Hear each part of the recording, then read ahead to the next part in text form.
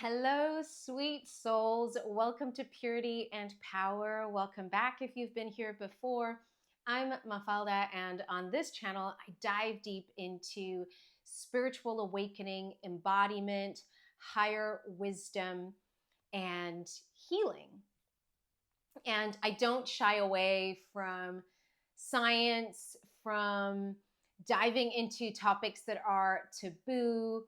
And I hope that you enjoy, that you can find something useful and insightful in what I'm sharing. And today's video is actually a follow-up on my previous video about multidimensionality. I'm going to leave that linked below in case you want to check that out before watching this. And the reason that I want to dive a little deeper and offer an even wider, more expansive perspective on this topic is that sometimes the way we talk about accessing multidimensionality, raising our level of consciousness, may sound a little bit like spiritual bypassing, or may sound like we are encouraging emotional bypassing. And I know that I mentioned it briefly in my previous video, but I do want to delve a little deeper in this one,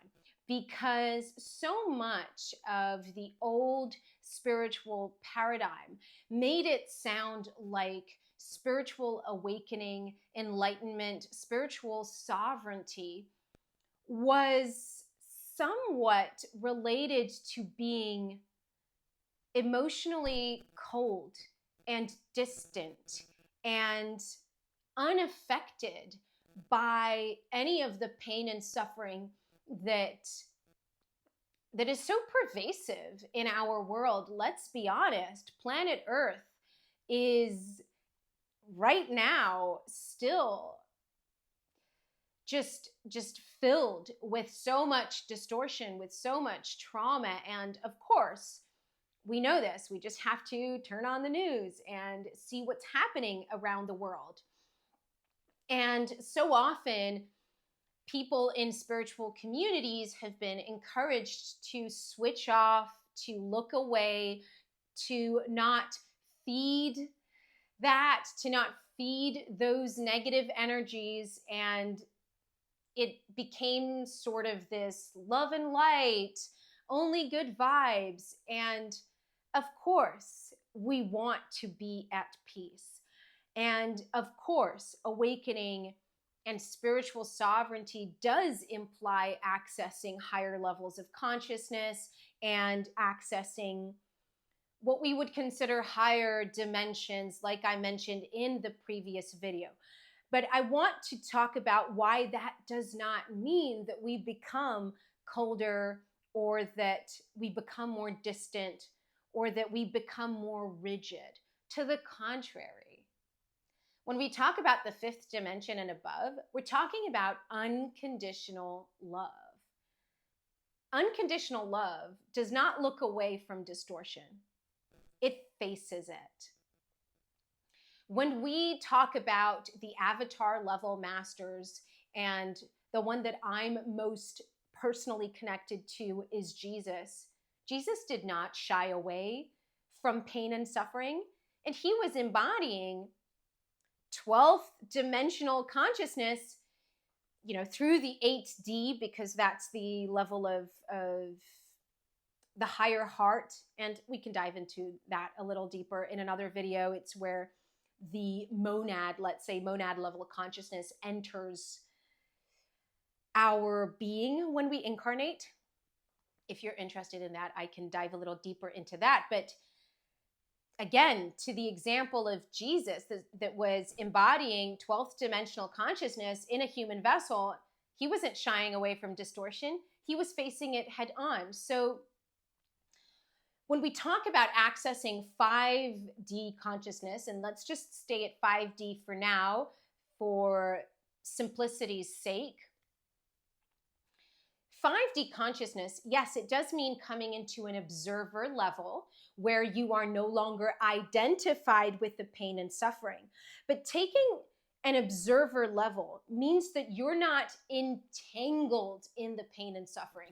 It doesn't mean you don't experience it. It doesn't mean you don't feel it. In fact, actually, when you're disidentified, when you are non-attached, when you are not attached to it, you actually become more compassionate.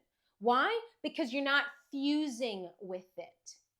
You can take a step back and look at it for what it is. And your vessel, your human vessel, because it's been purified enough to be able to handle those higher frequencies, the emotion can flow through and your nervous system can actually do its job properly. And your nervous system's job is to process emotion. What happens when you're at a lower level of consciousness is that because you don't process the emotion, it becomes stuck. It becomes trapped.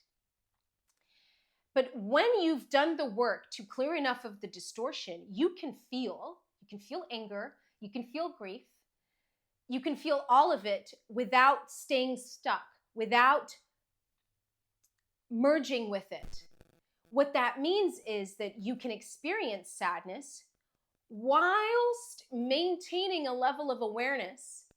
And this is embodied, this is innate or inherent. It's not something that you have to intellectually force yourself into, while maintaining the awareness that you are not it, that you are experiencing it. That's why we move out of I am angry to I am feeling anger.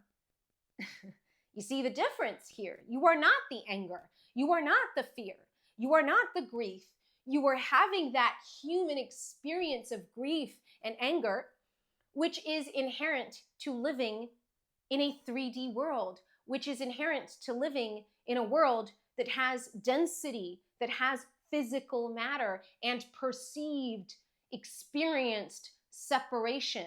So when I say separation, it is that let's take the example of grief due to the loss of a loved one, for example.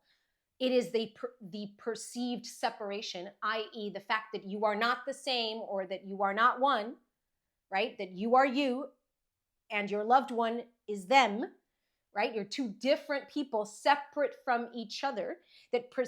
That's where the experience of loss comes from, because you're experiencing yourself as separate from them.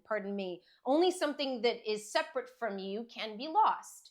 And it's through maintaining the awareness that you are actually united, that you are actually one, that you are actually interconnected, and that this separation is just an experience, it's just a perception, that you can feel the emotions that are triggered by that loss without allowing yourself to mistake who you are for that experience.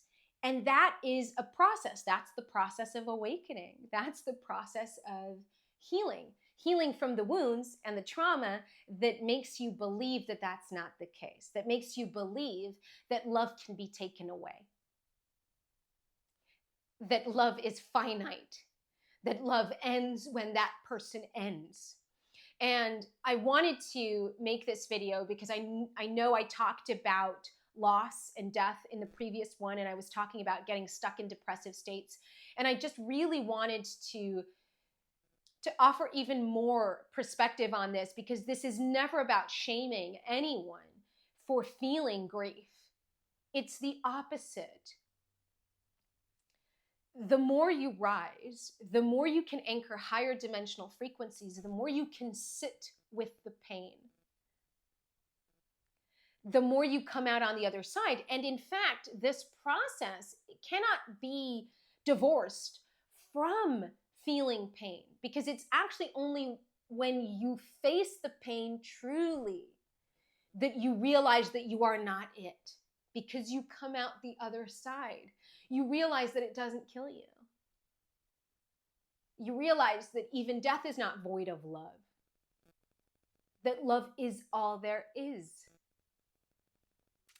And so I wanted to talk about this, like I was saying, because certain teachers in the old paradigm of awakening, of spirituality, did not integrate this knowing. And that's where this desire to transcend the human experience comes from. And sometimes when we talk about accessing higher levels of consciousness and raising our vibrational frequency, it gets confused with that, because we heard so much of it that now we might develop a little bit of resistance to it. But awakening, accessing multidimensionality, isn't about transcending the human experience. It's about coming deeper into it. And Sarah El-Khaldi puts this brilliantly when she says, you can't go higher if you don't go deeper. It's like a tree. So when you hear me say a higher dimension, you can't reach that higher dimension if you haven't gone deeper. And that also means that you can't reach that higher dimension if you haven't faced the pain.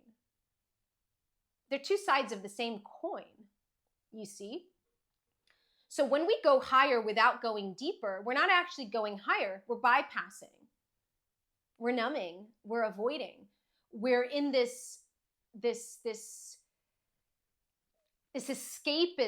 this escapist version of spirituality that actually creates more disconnection, not more connection.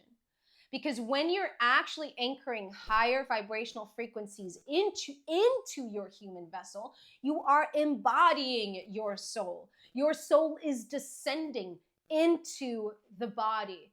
You are more human because you're accessing what was always originally meant for humans to access in this life, which is more compassion, not less. But this process asks that you master certain things, that you master your emotions, that you master your energy so that you can become aware, let's say, that there is war happening, or you can hear a tragic story and you can feel that pain without it throwing you off, without it confusing you about who you are.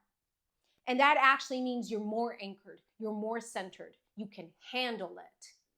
And I want to wrap this up by saying, when we talk about higher vibrational frequencies, and we're saying anchor higher frequencies, which is the same thing as anchoring higher dimensions, raising your level of consciousness, we're actually talking about handling higher oscillation. Because what does frequency even mean, right?